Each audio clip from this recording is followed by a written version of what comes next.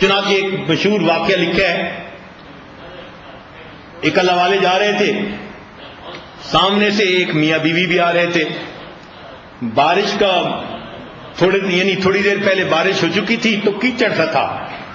اب جب وہ گزرنے لگے نا قریب سے تو یہ بڑے میاں کی جوتوں سے تھوڑا سا کیچڑ جو اڑا تو اس عورت کے کپڑے پر پڑ گیا۔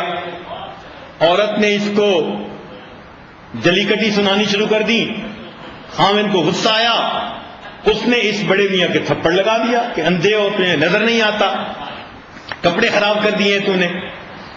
وہ بڑے میاں خاموش ہو گئے۔ تھوڑی دیر ہوئی، یہ میاں بیوی جب اپنے گھر پہنچے تو انہیں اوپر کی سٹوری پہ جانا تھا۔ جب اوپر کی سٹوری پہ جا رہے تھے تو خاوند کا پاؤں پھسلا، وہ گردن کے بل گرا اور وہیں اس کی ڈیتھ ہوئی۔ اس عورت نے بتایا کہ مجھے لگتا ہے کہ بوڑھے نے بد دعا دی ہے۔ تو محلے والے آ گئے کہ جی نوجوان سے غلطی ہو گئی تھی، وہ تو نوجوان تھا، آپ تو پختہ عمر کے تھے، آپ نے کیوں بد دعا کی؟ وہ کہنے لگے میں نے کوئی بد دعا نہیں کی۔ نہیں، تو نے بد دعا کی جس کی وجہ سے یہ ہوا۔ انہوں نے کہا دیکھو میں نے بد دعا نہیں کی، بس اتنی سی بات ہے، اس کی بیوی کو تکلیف پہنچی کیچڑ پڑنے کی وجہ سے، تو خامد نے ایکشن لیا۔ جب اس نے مجھے تھپڑ لگایا تو جس کو مجھ سے پیار ہے اس پروردگار نے اس بندے سے ایکشن لے لیا۔ تو بات تو سیدھی سیدھی ہے۔ اس لیے حدیث پاک میں آتا ہے، حدیث قدسی، من عاد لی ولیا فقد آذنتہ بالحرب، جس نے میرے ولی سے دشمنی کی میرا اس کے ساتھ اعلان جنگ ہے۔ اللہ رب العزت فرماتے ہیں، کہتے ہیں کہ جب کسی ولی کے ساتھ گستاخی کی جاتی ہے اور اس کے دل کو ایذا پہنچائی جاتی ہے تو جیسے شیر کو حملہ کرتے ہوئے غصہ آتا ہے، اللہ تعالیٰ اس بندے کے اوپر اس طرح جلال فرماتے ہیں، میرے ولی کو تم جو ہے نا ایذا پہنچاتے۔ من عاد لی ولیا فقد آذنتہ بالحق۔ ملا جیواں رحمت اللہ علیہ ایک نیک بزرگ تھے، بادشاہ کو کسی مسئلہ پوچھنے کی ضرورت پڑ گئی، اس نے پولیس والے کو بھیجا کہ جاؤ بھی مسئلہ پوچھو ملا صاحب سے۔ جب وہ آیا تو ملا صاحب درس حدیث دے رہے تھے۔ اب ہمارے ہاں درس حدیث میں یہ دستور ہے کہ کسی بھی بندے کی وجہ سے اس کو روکتے نہیں ہیں، موقوف نہیں کرتے جب تک کہ مضمون بند نہ ہو جائے، درس جاری رکھتے ہیں، یہ عظمت حدیث کا تقاضا ہے۔ چنانچہ وہ پولیس والا آ کے کھڑا رہا اور ملا صاحب درس دیتے رہے، اسے گھنٹہ انتظار کرنا پڑا۔ اب وہ اندر اندر کھول رہا تھا کہ ملا نے تو میرا کوئی مجھے گھاس ہی نہ ڈالا، انہوں نے تو میں وردی میں ہوں اور آیا ہوں اور انہوں نے تو مجھے کچھ سمجھا ہی نہیں۔ چنانچہ اس نے مسئلہ تو پوچھا، لیکن جا کر اس نے بادشاہ کے کان بھرے کہ جی ان میں تو بڑا تکبر ہے، میں گیا اس نے مجھے لفٹ نہیں کروائی، مجھے آنکھ اٹھا کے نہیں دیکھا، گھنٹہ مجھے کھڑا رکھا، اتنا تو آپ بھی نہیں کسی کو کھڑا رکھتے۔ مجھے تو لگتا ہے کہ جیسے لوگ اس کے معتقد بن رہے ہیں تھوڑے دنوں میں یہ کہیں تخت و تاج کا مالک نہ بن جائے۔ اب جب اس نے ایسی بات کر دی اور گرم کر دیا تو بادشاہ نے کہا کہ اچھا اس کو گرفتار کر کے لاؤ۔ اب جب گرفتاری کا حکم ہوا تو بادشاہ کا بیٹا وہ سن رہا تھا، وہ ملا صاحب کا شاگرد بھی تھا، تو وہ بھاگا کہ میں اپنے استاد کو جا کر بتاؤں۔ اس نے آ کر بتایا کہ ابو نے آپ کی گرفتاری کا حکم دے دیا۔ ملا صاحب نے کہا اچھا ہمارا لوٹا لاؤ، ہم وضو کرتے ہیں اور مصلی لاؤ۔ جب بچے نے دیکھا کہ یہ تو وضو کر کے مصلی پہ آ رہے ہیں تو بچہ واپس بھاگا اپنے باپ کی طرف اور اس نے اپنے باپ کو کہا کہ ملا صاحب نے وضو کر لیا اور وہ مصلی پہ بیٹھنے لگے، ایسا نہ ہو کہ اولاد کا نصیب ہی اللہ ختم کر دیں۔ کہتے ہیں کہ بادشاہ ننگے سر تھا، ننگے پاؤں تھا، بھاگا اور آ کر اس نے ملا صاحب کے پاؤں پکڑے، خدا کے واسطے مصلی پہ ہاتھ نہ اٹھا دینا، کہیں میری نسل کا اللہ غلط فیصلہ نہ کرے۔ وَهُوَ يَتَوَلَّى الصَّالِحِينَ، وہ اللہ نیکوکاروں کا سرپرست ہے. ان کے ہاتھ اٹھتے ہیں اللہ والوں کے، اللہ تعالیٰ دنیا کا جغرافیہ بدل دیا کرتے ہیں. کہتے ہیں کہ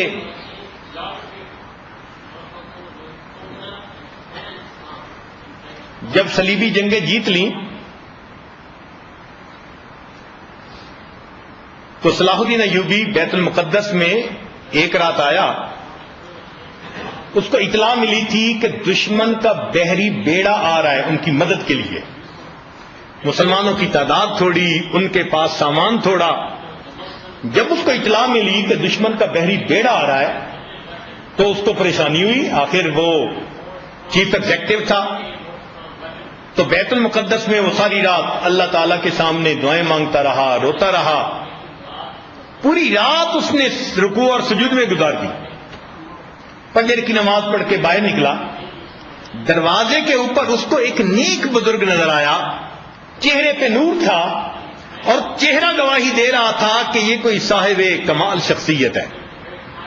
تو صلاح الدین ایوبی اس کے قریب ہوا اور اس نے کہا کہ حضرت دعا کریں، میں نے سنا ہے کہ دشمن کا بحری بیڑا آ رہا ہے. ان بزرگوں نے سن کر صلاح الدین ایوبی کے چہرے کی طرف دیکھا. وہ پہچان گئے کہ صلاح الدین نے رات کیسے گزاری.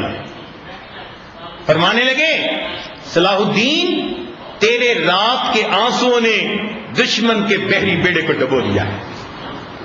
تیرے رات کے آنسوؤں نے دشمن کے بحری بیڑے کو ڈبو دیا ہے. اگلے دن اطلاع ملی بحری بیڑا راستے ہی میں ڈوب چکا تھا. وہ یتولی الصالحین، وہ اللہ تعالیٰ نیکوکاروں کا سرپرست ہے.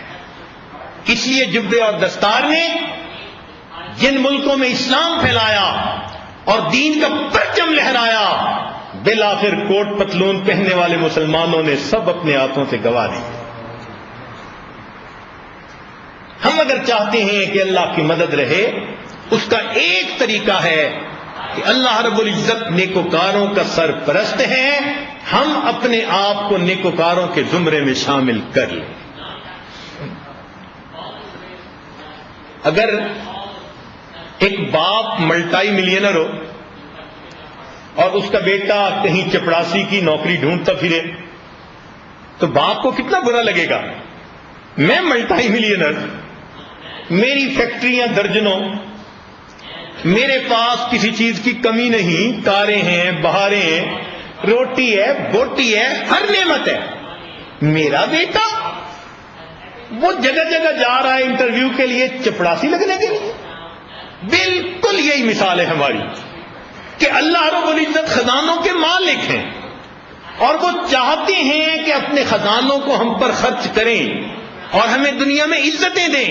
انہوں نے وعدہ کر لیا، وَلِلَّهِ الْعِزَّةُ وَلِرَسُولِهِ وَلِلْمُؤْمِنِينَ. عزت اللہ کے لیے، اس کے رسول کے لیے، ایمان والوں کے لیے. اور ہم چپڑاسی کی نوکری کے لیے در در کے دھکے کھا کے لوگوں کو انٹرویو دیتے، پھر کبھی ادھر سے مانگتے ہیں، کبھی ادھر سے مانگتے ہیں، کسی سے قرضہ مانگتے ہیں، کسی سے مدد مانگتے ہیں. اللہ تعالیٰ بھی کیا سوچتے ہوں، یہ میرے کیسے کلموں کو بندے ہیں، ان کو میرا در نظر نہیں آتا، ان کو میرے خزانوں کا تعارف کسی نے نہیں کروایا، یہ ان سے مانگنے جا رہے ہیں جو خود میرا محتاج ہے. تو ہمیں چاہیے کہ ہم اس پروردگار کے در پر مانگیں جس کے در پر پوری مخلوق جا کر مانگتی ہے، پوری مخلوق اس کے سامنے جا کر جھکتی ہے. آج ہمارے گناہوں نے ہماری زندگیوں میں پریشانیاں بھر دی. جس بندے کو دیکھ لو، کوئی کاروبار سے پریشان، کوئی اولاد سے پریشان، کوئی صحت سے پریشان، کوئی بیوی کی طرف سے پریشان، اور کسی کے پاس ظاہرہ پریشانی کا سبب بھی نہیں اور کہتے ہیں جی دل پریشان رہتا ہے، اور خود کہتے بھی ہیں جی کہ پریشانی کی ظاہرہ کوئی ریزن نظر بھی نہیں آتی. یہ پریشانی کیا ہے؟ حقیقت میں اللہ تعالیٰ کے حکموں کی نافرمانیوں کی وجہ سے اللہ نے دل کے سکون سے محروم کر دیا. دولت کے باوجود سکون نہیں، سب کچھ دنیا کا ہونے کے باوجود دل مطمئن نہیں. یہ اطمینان کیسے ملے گا؟ جب ہم اپنے آپ کو نیکوں کے زمرے میں شامل کریں گے تب ہمیں یہ اطمینان ملے گا. لہذا آج کی اس محفل میں ہم اپنے دلوں میں یہ عہد کریں کہ جو گناہ کر چکے اے مالک ہم ان سے سچی توبہ کرتے ہیں اور آئندہ ہم نیکوکاری کی زندگی گزاریں گے، اور اے پروردگار آپ ہمارے سرپرست بن جائیے اور دنیا اور آخرت کی ذلت سے ہمیں بچا لیجیے. میرے مولا در در کے دھکے کھا کھا کے ہم تنگ آ گئے، پریشان ہو گئے ہیں، بس اب ہمیں اپنے در سے خالی نہ اٹھائے. ہم اللہ تعالیٰ سے مانگیں، دیکھنا پھر اللہ تعالیٰ کیسے دیتے ہیں. وہ ایسا کریم ہے اپنے پرائے سب کو دیتا ہے، جو مانگے اللہ تعالیٰ ہر مانگنے والے کو دیتا ہے. اس کے در پہ آ کر مانگنے کے لیے مسلمان ہونے کی بھی شرط نہیں ہے. شیطان نے مانگا کہ رب انظرنی الی یوم یبعثون، اللہ تعالیٰ نے شیطان کی دعا کو بھی قبول فرما لی. تو کیا کلمہ گو کی دعا کو قبول نہیں فرمائے؟ ہم مانگے تو صحیح نا، مانگنے کے سلیقے سے جیسے طریقہ ہوتا ہے. پھر دیکھیں اور یہ بات ذہن میں رکھ لیں کہ ہم جدھر بھی ادھر ادھر جائیں گے سوائے ذلت و رسوائی کے ہم کچھ نہیں پائیں. ہم اللہ کو اپنا سرپرست بنا لیں، پھر دنیا میں ہم سکھ چین کی زندگی گزاریں گے. اللہ تعالیٰ ہمارے سرپرست ہوں گے. دیکھیں میں آپ کو ایک دو واقعہ سناؤں اللہ رب العزت کی مدد کے. حضرت خواجہ عبد المالک صدیقی رحمۃ اللہ علیہ، اس عاجز کے جو سسر محترم تھے، امام العلماء والصلحاء ان کو کہا جاتا ہے، کیونکہ ہزاروں کی تعداد میں علماء ان سے بیعت تھے اور الحمدللہ علماء کے حلقے میں انہوں نے بہت کام کیا. ان کا ایک مدرسہ تھا دہلی کے قریب، پارٹیشن سے پہلے انہوں نے وہاں بنایا تھا. جب تقسیم ہو گئی تو آپ کو پتہ ہی ہے کہ تقسیم کے دوران کیا کیا ہنگامے ہوئے. جس جگہ بستی، جس جگہ وہ غازی آباد کے قریب وہ مدرسہ تھا، ارد گرد سکھوں کی آبادیاں تھیں. ایک دن مدرسے کے ایک استاد کسی کام کے لیے باہر نکلے، گزر رہے تھے، ایک سکھ ان کے قریب آیا جو اپنے فیلڈ میں کام کر رہا تھا، ایگریکلچر فیلڈ میں، اور آ کے کہتے ہیں کہ کیا آپ لوگوں نے کوئی فوج منگائی ہے؟ وہ استاد پہلے تو سمجھے نہیں، پھر انہوں نے کہا کہ کیوں پوچھ رہے ہو؟ اس نے کہا کہ بستیوں کے سکھ 3 مرتبہ اکٹھے ہو کر ہاتھوں میں خنجر، نیزے، تلواریں لے کر، کرپان لے کر حملہ کرنے کے لیے مدرسے کی طرف چلے. جب مدرسے کے قریب جاتے تھے ہم آگے ایک فوج کو پہرے کے اوپر دیکھتے تھے اور ہم واپس آ جاتے تھے. تو میں آپ سے پوچھ رہا ہوں کہ آپ لوگوں نے کوئی حفاظت کے لیے فوج منگائی ہوئی ہے؟ اس نے آ کر یہ بات خواجہ عبد المالک صدیقی رحمۃ اللہ علیہ کو فرمائی تو آپ نے کہا ہاں یہ اللہ رب العزت کے فرشتے تھے جنہوں نے مدرسے کے ان قرآن پڑھنے والے بچوں کی حفاظت کی. تو اپنی کتاب میں حضرت خود لکھتے ہیں، فرماتے ہیں یہ حفاظت اس لیے تھی کہ میں مدرسے میں چھوٹی عمر کے بچوں کو الگ رکھتا تھا، بڑی عمر کے بچوں کو الگ رکھتا تھا، نظر رہتی تھی استاد کی. چونکہ میرے مدرسے میں گناہ نہیں تھا اس لیے اللہ نے ان کی حفاظت فرشتوں کے ذریعے کروا دی. وَهُوَ يَتَوَلَّى الصَّالِحِينَ، اور وہ اللہ نیکوکاروں کا سرپرست ہے. ہمارے سلسلے میں ایک اور بزرگ گزرے ہیں نقشبندی سلسلہ میں. ایک مرتبہ مسجد میں انہوں نے محفل ذکر کروائی، پھر بیٹھ گئے، مجھے خود اپنا واقعہ سنایا. کہنے لگے کہ میں ابتداء جوانی میں بہت تنگی کے حالات میں تھا. میں اس واقعے کو بہت ہی شارٹ کر رہا ہوں تفصیلات میں جانے کی بجائے. تو کہنے لگے کہ میری شادی ماں باپ نے کر دی. میں چونکہ سارا دن ذکر فکر میں لگا رہتا تو کبھی مزدوری ملتی کبھی نہ ملتی، کبھی کھانے کو ملتا کبھی نہ ملتا.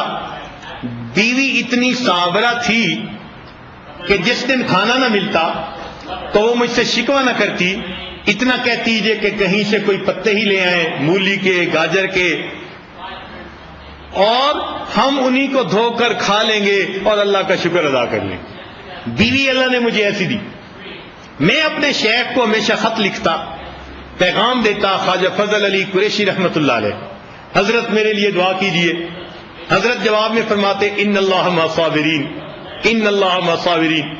ایک مرتبہ حضرت نے اپنے خادم کے ذریعے ایک چھوٹی سی بوری گندم کی بھیجی اور رکا بھیجا، اس میں لکھا ہوا تھا کہ اس گندم کو بند جگہ پہ ڈال دو، رکا بھی اندر ڈال دو، اور ایک سوراخ بنا کر اس میں سے گندم نکالو اور استعمال کرو، اور آخر پہ لکھا ہوا تھا ان اللہ مع الصابرین۔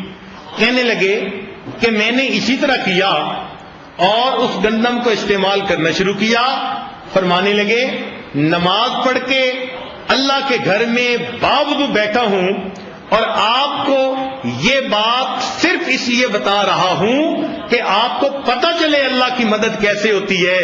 آج 40 سال سے زیادہ عرصہ گزر گیا، میں آج بھی اپنے گھر میں وہی گندم استعمال کرتا ہوں۔ 40 سال سے زیادہ عرصہ گزر گیا، میں آج بھی اپنے گھر میں وہی گندم استعمال کرتا ہوں، اور میری خانقاہ پر 200 سے 300 آدمی روزانہ کے مہمان ہوا کرتے ہیں، ان کا بھی کھانا اسی گندم سے پکتا ہے۔ وَهُوَ يَتَوَلَّى الصَّالِحِينَ، اور وہ اللہ تعالیٰ نیکوکاروں کا سرپرست۔ ہم اللہ کا کام کریں گے، اللہ کا وعدہ ہے۔ سنیے قرآن، اللہ تعالیٰ فرماتے ہیں یا ایھا الذین آمنوا، اے ایمان والو، ان تنصروا اللہ، اگر تم اللہ کی مدد کرو گے۔ کیا مطلب اللہ کی مدد کرنے کا؟ معاذ اللہ کوئی اللہ تعالیٰ کے خزانوں کو چور ڈاکو پڑ گئے جو مدد کی ضرورت پڑ گئی؟ نہیں، بلکہ اس کا مطلب یہ ہے اگر تم اللہ کے دین کی مدد کرو گے، ینصرکم، وہ اللہ تمہاری مدد کرے گا، ویثبت اقدامکم، تمہارے قدموں کو زمین میں جما دے گا۔ کتنا کھلا اللہ کا یہ وعدہ ہے۔ ہم دین کے کام کو اپنا مقصد زندگی بنائیں اور پھر دیکھیں اللہ تعالیٰ کی مدد کیسے اترتی ہے۔ کوتاہی کمی ہے ہماری طرف سے۔ چنانچہ ایک بوڑھی عورت تھی، بادشاہ کے محل کے قریب اس کا گھر تھا۔ بادشاہ نے سوچا کہ میں اپنے محل کو ایکسپینڈ کروں، پولیس والوں کو بھیج دیا۔ وہ آئے کہ بڑی اماں اس کو خالی کرو، تمہیں کہیں اور مکان بنا کے دے دیں گے، اور یہاں بادشاہ نے اپنا محل بنانا ہے۔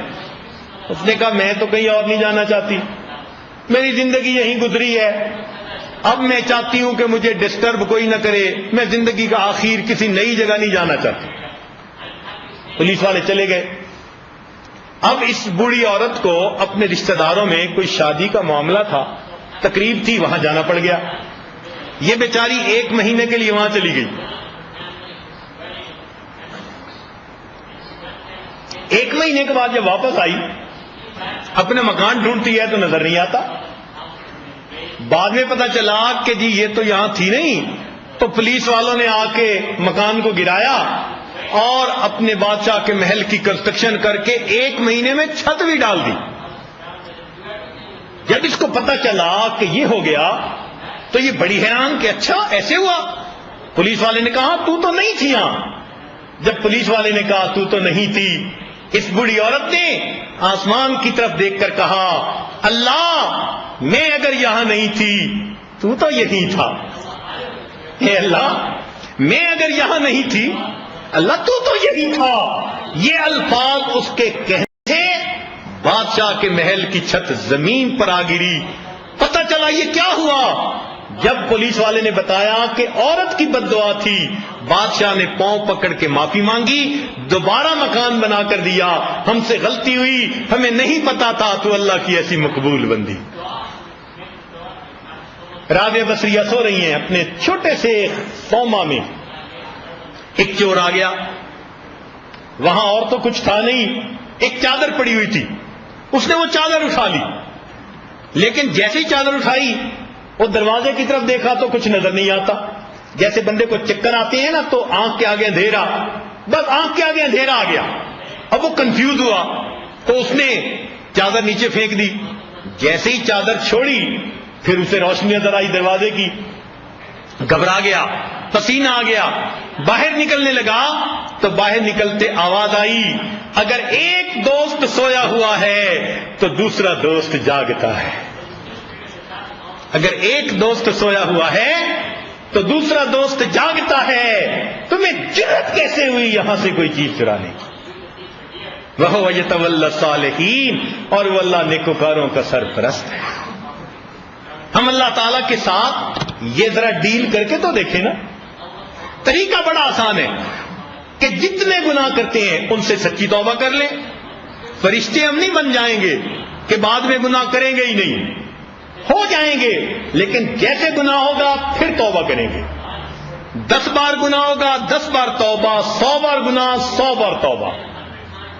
روئیں گے, اللہ سے معافیاں مانگیں گے, گناہ کو نام اعمال میں رہنے نہیں دیں گے.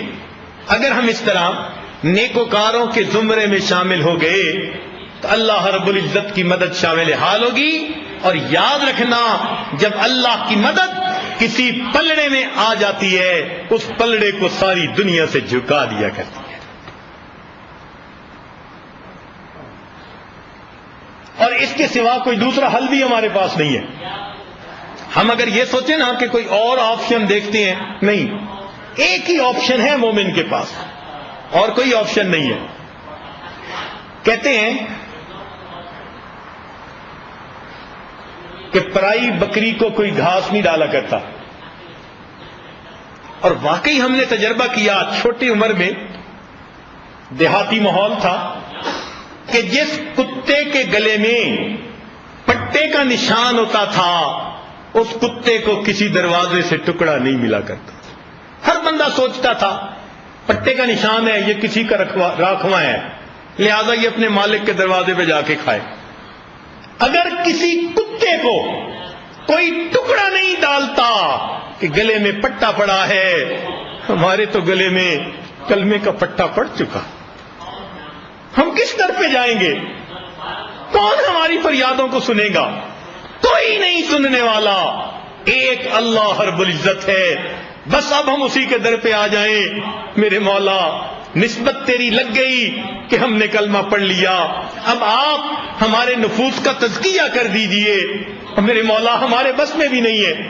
آپ نے قرآن مجید میں خود فرما دیا, وَلَوْلَا فَضْلُ اللَّهِ عَلَيْكُمْ وَرَحْمَتُهُ, اگر اللہ کا فضل تم پر نہ ہوتا, رحمت نہ ہوتی, مَا زَكَا مِنْكُمْ مِنْ أَحَدٍ أَبَدًا, تم میں سے کبھی بھی کوئی ستھرا نہ ہو سکتا. وَلَٰكِنَّ اللَّهَ يُزَكِّي مَن يَشَاءُ, اللہ جس کو چاہتے ہیں ستھرا فرما دیتے ہیں.